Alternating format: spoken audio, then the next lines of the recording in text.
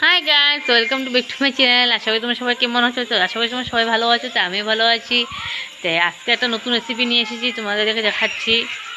Hey guys, আজকে একটা অন্য রেসিপি তৈরি করছি। দেখো, আজকে রেসিপিটা হলো সিঙ্গারা করব ঘরের উপকরণ দিয়ে। আর সিঙ্গারার সাথে চাটনি তৈরি করার জন্য ধনিয়া পাতা নিচ্ছি, ধনিয়া পাতা বাটা করব, তোমাদেরকে দেখাচ্ছি। এই যে উনুনটা ধরাচ্ছি এখন। এই যে কড়াইটা বসাচ্ছি, কড়াইটা গরম হওয়ার জন্য অল্প গরম হয় না।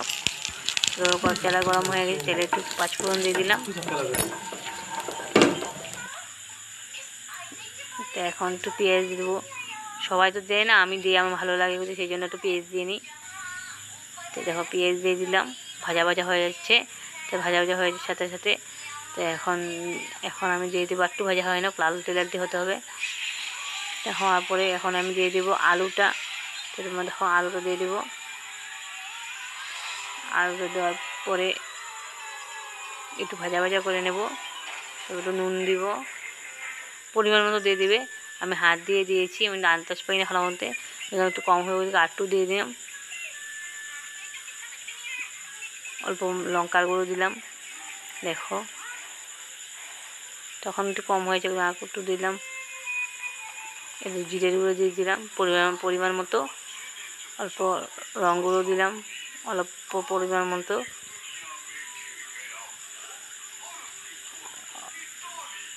তো তোমাদেরকে দেখাচ্ছি, এই যে একটু আদা রসুন বাটা দিয়ে দিলাম।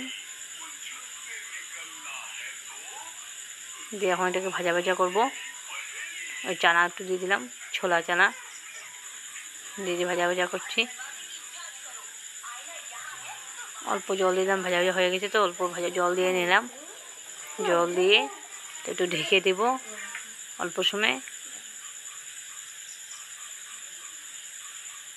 তারপর সিদ্ধ হয়ে না, ওটা হয়ে গেছে ভাজা ভাজা। এখন আর সিঙ্গারা পুরটা হয়ে গেছে, ডোটা তৈরি করবো। এই সিঙ্গারা ডো হয়ে গেছে, সিঙ্গারা হয়ে গেছে। জানি না তোমাদের মতো হচ্ছে কিনা, দেখো তোমাদের যদি ভালো লাগে লাইক করবেন, শেয়ার করবেন, সাবস্ক্রাইব করবেন। সিঙ্গারা প্রায় হয়ে গেছে, দেখো ওরা খাচ্ছে সেই